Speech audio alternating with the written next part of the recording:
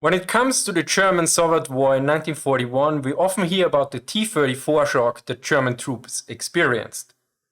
Yet, the Soviet KV-1 was better armored and had the same firepower as the T-34. Why was there no KV-1 shock? Was the KV-1 less of a threat or had it a major weakness? For this I interview Peter Samsonov, also known as Tank Archives, who looks into Soviet sources of the time. He recently published a book with us about the IS-2, which you can get at the following link or on Amazon. In this video we cover the various problems the KV-1 platform ran into and why it was ultimately ditched for the IS series.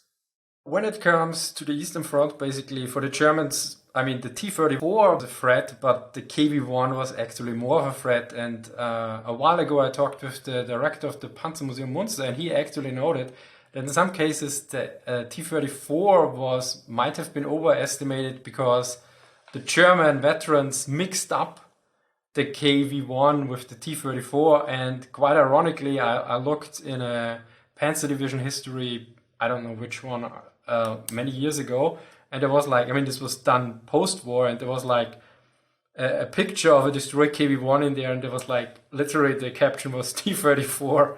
So even afterwards this happens. It could also be just an error by the editor or something.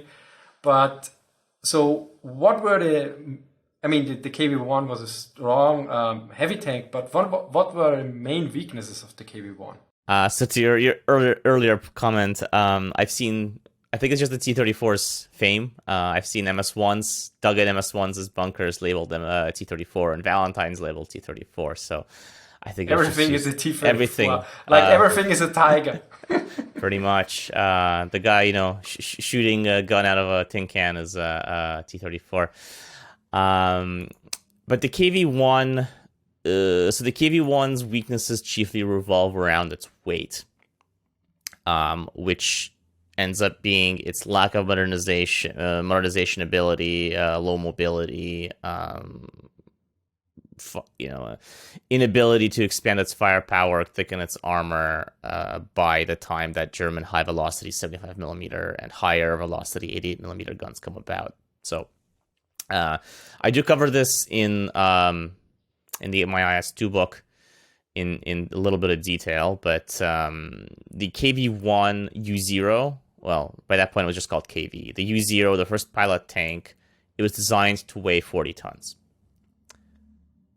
When it was built, it weighed 42 tons, so a little bit higher. That's not so bad yet. The U7, which was the last pilot tank and a prototype for the production series, weighed 44 tons. So we just entered production. We're already 10% overweight. Great. Okay. Tanks with the F-32 gun entered production January 1941. So this is a better gun from a production standpoint, from an ergonomic standpoint, reliability standpoint, same ballistics as the L-11. These tanks weigh over 46 tons. So now 6 tons over the limit. And then in March of 1941, we get intelligence info about, hey, the Germans are building super heavy tanks. Right? They have 90 ton. It's a Panzer V, Panzer VI, Panzer VII. If you kind of squint and look at the information, it kind of looks like the VK6501 and all these other kind of breakthrough tanks. So real projects the Germans had very much overestimated, very much spooked the USSR. So that's when they kicked off production of KV-3, KV-4, KV-5. But those weren't expected until the end of the year, at least. And so, okay, we need to do something with the KV-1. More armor. It has 75mm of armor, even more armor. So this is where the applique plates come in with the big bolts that you see in pictures. Full set of armor makes the KV-1 weigh 49 tons. So 10 tons over the weight, 9 tons over the weight limit. At this point, is this the KV-1E? Yeah, colloquially it's referred to as that. I've never seen it called that in documents. But anyway, as with most of these classifications that came up post-war, they don't really make any sense because very quickly the Soviets figured out that A, all this armor is unnecessary. The German super heavy tanks didn't show up. And also it's really heavy. And so there was some optimizations to the weight. The applique armor on the turret went away. It was replaced with thicker walls to the turret that were up to 90 millimeters of cast armor. They still kept the plating on the front and the sides to protect the turret ring, but only on the upper sides for splash protection. Unfortunately, wartime production means you have to increase quantity, sometimes at a decrease of quality, and in this case, tolerances. And so the turrets that weighed 90 tons, had 90 millimeters of armor, didn't always have 90 millimeters of armor. Sometimes they had 100 millimeters of armor or 110 millimeters of armor. And the applique armor that was welded to the sides of the front of the tank, it wasn't always 25 millimeters thick.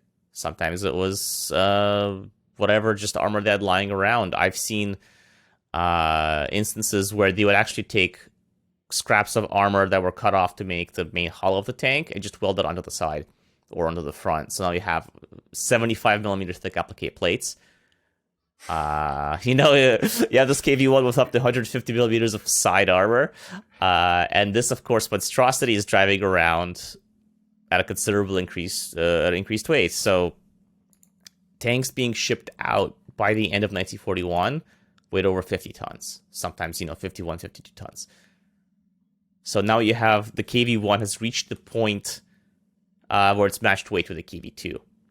And they upgraded the gun at some point with a thicker gun mantlet, and this time the ballistics did actually increase. So the ZIS-5 had the same ballistics as the F-34 on the T-34, which, ironic that the gun upgrade only made the KV-1 have as good a gun as the medium tank, even though it was the heavy tank. But until the end of 1941, everything was considered fine. And then winter happened. No one who could have seen it coming. And it turned out if you build a tank that weighs 40 tons and inflate it to 50 tons, it doesn't drive so well in the snow anymore. Even though it has the wide tracks, it has the powerful engine. You're getting reports from the front. Hey, our torsion bars are breaking. Our clutches are burning. Our engines are overheating. What's going on? And there was a huge scandal about this tank that was officially 44 tons has now somehow ballooned to 50 tons. And Stalin signed, I think. So there was an initiative to try and just put a bigger engine into there. There was a 650 and a 700 horsepower engine. And there's pictures on. I have some pictures on my blog where you could see a KV-1 going up a slope, and there's this thick. If you've seen modern war footage, the Admiral Kuznetsov. It's reminding you of that. There's this thick plume of black smoke behind it. And it's not on fire. This is just a 700 horsepower engine with a cooling system designed to work with a 600 horsepower engine trying to climb a hill. So all of those experiments were a failure. The attempts to lighten the KV-1 tank, there was these Band-Aid solutions, weird half measures, like, hey, let's take off external fuel tanks. Let's carry fewer, 10 rounds of ammo, take them out, fewer tools. And that barely scraped together an extra ton of weight reduction. And so that actually led to the introduction of the KV-1S. Is this, there was not really a way to turn back the clock and go back to the KV-1 that they used to make, because there was a war on. You still needed to keep the number of tanks that you were putting out, and all of these weight increases came about for a good reason, right? Simplification wasn't just done for the hell of it. It was done because you needed to make all these tanks with fewer resources, fewer man hours. And so it was a fairly radical decision to make a KV-1S, because the KV-1S had less armor, right? You usually want more armor, bigger tanks. As you go up, the KV-1S had less armor. So the front armor was still 75 millimeters, but the sides were, I think, 60. There were other improvements, like the gearbox was a new 88-speed gearbox with a more advanced design, which was a direct descendant of what was designed for the super heavy tanks designed to replace the KV-1, ironically. But yeah, the KV just it was, it was obviously a powerful and dangerous tank, but you couldn't modernize it past a certain point. And that certain point was reached at the beginning of 1941, right before the war, which is a really bad time to reach the maximum of your modernization limit. But basically, only during the winter it became apparent that this was a main issue. Yes. That's a combination of factors. One is that it was winter, the roads are gone, you have to drive through snow. That's a very difficult thing for a tank to do.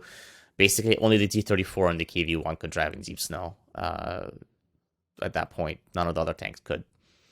I have a video on that as well on my channel. And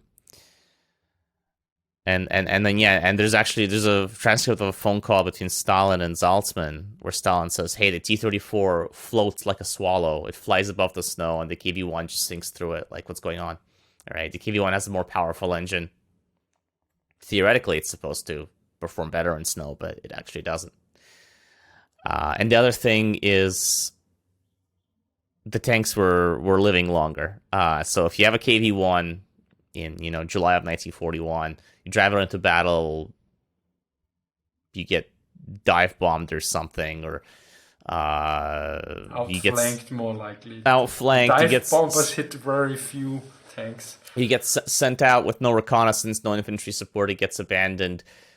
You can't tell that the tank has technical damage because it's 50 kilometers behind German lines now. They can try and figure out what was wrong with it if they want to. But now that the Red Army turned the tide of the war, they're on the offensive. They're capturing ground. They have the ability to evacuate and analyze the tanks, because that was one of the major problems. The KV-1, the T-34, they were so rare and so precious that even the suggestion, hey, we should drive these tanks around and track how they wear down and see how it can be improved. That was, no commander would let you do that, because he'd say, if I break this tank, I'm not going to get another one. So I'm just going to keep it in its garage, nice and safe. So yeah, that was another kind of contributing factor, is you could actually recover a broken down tank and see what was wrong with it. Thank you very much. Thank you. Thank you for watching, and see you next time. Bye.